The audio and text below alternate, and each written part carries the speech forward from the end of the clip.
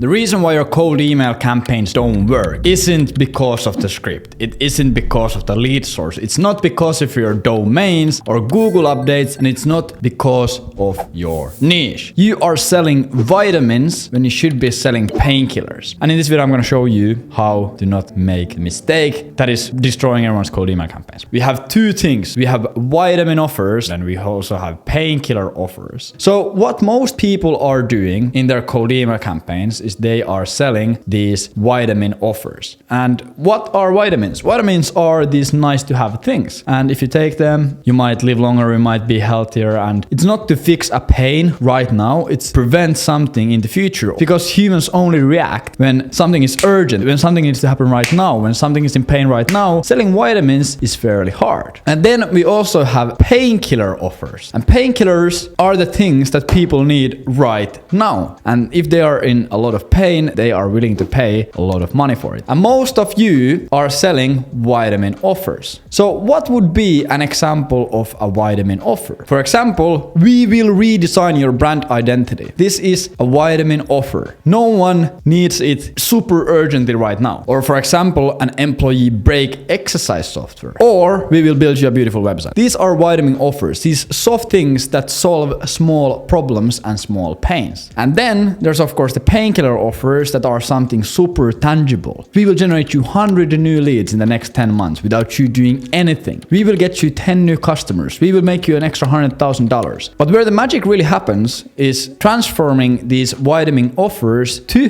these painkiller offers. Like how do you take something like this, make it into a painkiller offer? I'm gonna show you how to do it right now. So first one, we will redesign your brand identity. This is something that we see a lot in the design and creative marketing industry. We have these two guys who we work with in our consulting program who are in the design space. And the reason why they're in the design niche is first of all, there's no one else doing it. And second of all, they had some design knowledge from before. They understood the niche. And then they closed their first client and the second client and they started running cold email campaigns to them. And they were booking like 2-3 calls a month, making like $500, $600, $800 a month per client. And they're like, this is not really what we signed up for. This is not really what we imagined this would be. How we ended up solving this is we started looking at it, okay, like why would someone want to redesign a brand identity? One of the biggest levers that you can pull when you are an early stage startup, when you're looking for funding, is having a good brand identity. Obviously, the product has to be great. Obviously, there has to be great founders. If you had a great looking brand, investors and VC companies were clearly way more interested in investing into you and giving you funding. Because a lot of these early stage startup founders, they usually don't have money to hire a design team. And this was hurting them when they were raising money. And if you know anything about early stage startups, raising money and getting your pre-seed round or seed round or Series A round is fucking crucial to actually make the startup work. So we started hitting up these startups and saying, hey, we will help you raise more money and we will help you raise your next funding round through having a better identity. And then we had actual data backing it up. This startup redid their brand identity and immediately raised this amount of money. And we had like a really good logical argument why redoing their brand identity would help them with their funding round. And they started running the campaigns and blew up. They added like $500,000 or $300,000 in pipeline value for the first client in like a month. And immediately they took that offer from being a vitamin offer, like a nice to have offer, like, oh yeah, brand identity would be great, to if you don't buy this brand identity, you won't be able to raise money and your startup will crash and go bankrupt. Then the second one is an employee break exercise software. Employee health, well-being, efficiency, productivity, crazy amount of offers into this category. And the way they solved this was absolutely amazing in my eyes. Every 2-3 hours, all the employees in the company would get this notification on their phone and would be like, now it's time for a quick 3-minute break and do this exercise and here are the movements. And then everyone at the company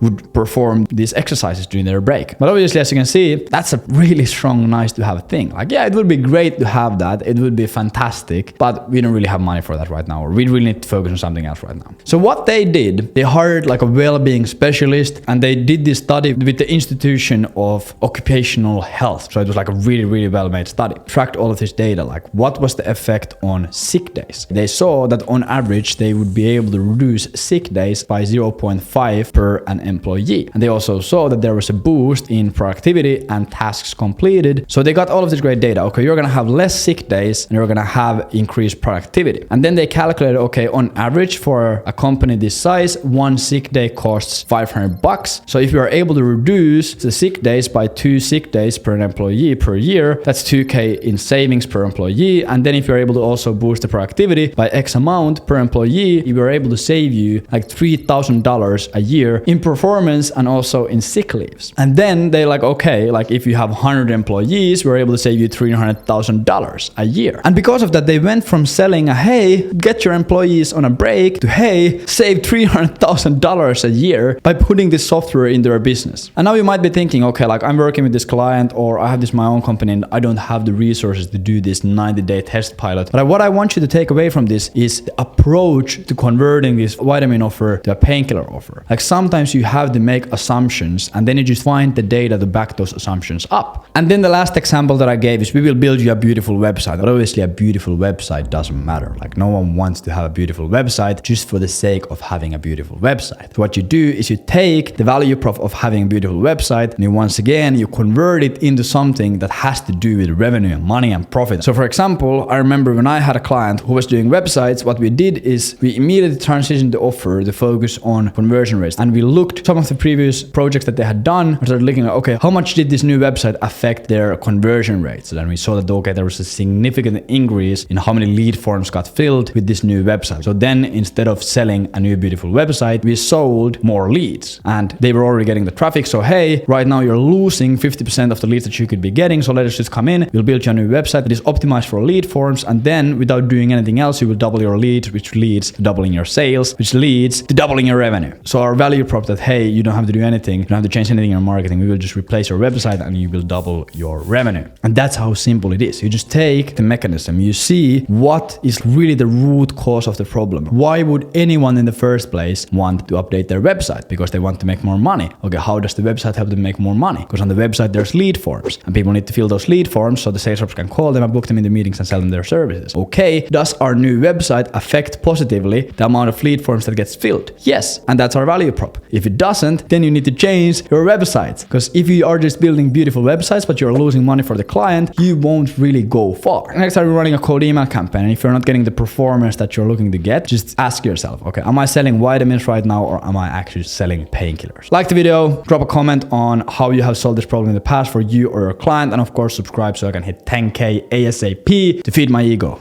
Take care, bye.